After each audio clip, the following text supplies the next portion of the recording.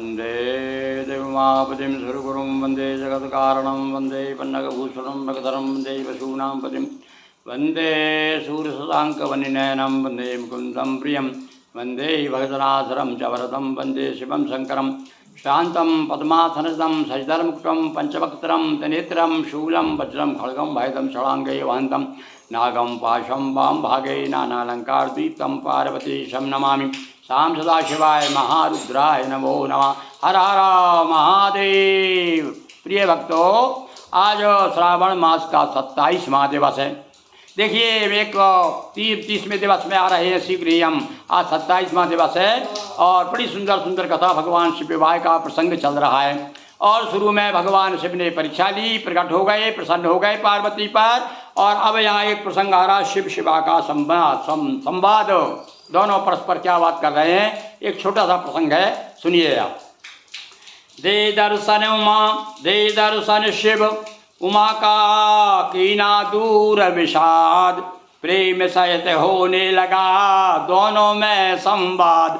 अब पार्वती श्री शिव जी का माता पार्वती जी से संवाद हो रहा है। देखिए, पार्वती बोली प्रिय बानी, प्रेम तथा भक्ति रस सानी। बड़े प्रेम पूर्ण मधुर वचनों में पार्वती जी क्या कहती हैं, जिसके लिए दक्ष को मारा, हे स्वामी क्यों हमें विसारा। अरे जिसके कारण, मेरे कारण तो आपने दक्ष को मार दिया और उसके बाद भी आप मुझे भूल गए। ना तारक से पीड़ित सुर सारे, पाएंगे ये कहाँ सारे। पार्वती जी भी जानती हैं कि तारकासुर ने बड़ा अत्याचार मचा रखा है। तो हे महाराज, आप बताइए, और यदि हम लोग नहीं मिलेंगे, परस्पर अपन नहीं मिलेंगे, तो ये तारकासुर को कौन तारेगा। इनके ही हित मम अवतारावत होई ये मम भर तारा। इसलिए आप मुझे पत्नी के रूप में स्वीकार कीजिए, लीला कुशल कीजिए, लीला जो जगह तु विमोहनशीला। है प्रभु, आप तो लीला करने में कुशल हैं, इसलिए कुछ ऐसी लीला कीजिए कि सारा संसार में मोहित होता रहे और भक्ति के रस में डूबा रहे। है प्रभु लौकिक रीत निभाएं, हे प्रभु लौकिक रीत निभाएं, और हाथ मांगने पितु ढिंग जाए। हाँ भाई, देखिए हमारे यहाँ पर भारतीय संस्कृति में ये जो परंपरा है उसका निर्वाह भी देवता भी करते हैं। पार्वती जी कहती हैं कि हे पतिदेव, आप ऐसा करिए, लौकिक व्यवहार की दृष्टि से नियम ऐसा है कि कन्या का हाथ पिता से मांगा जाता है। तो आप हे पतिदेव, मेरे पिताजी के पास में आप जाइए। मम हित प्रभु बन जाए याचक।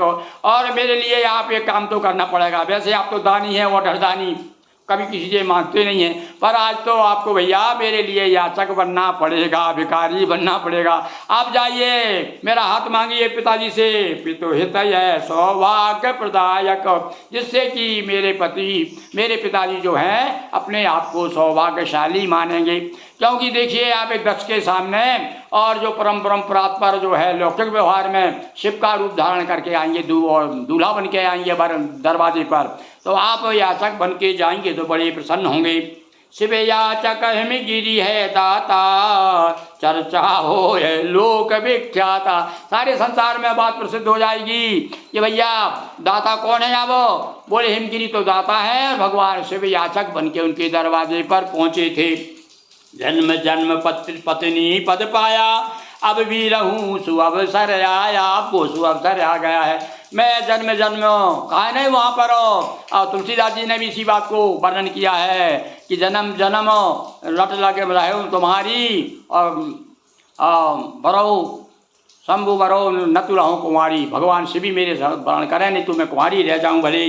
तो यहाँ भी यही बात मैंने अपने ढंग से कही है। जन्म जन्म पत्नी पद पाया, अब भी रहूं सुअवसर आया।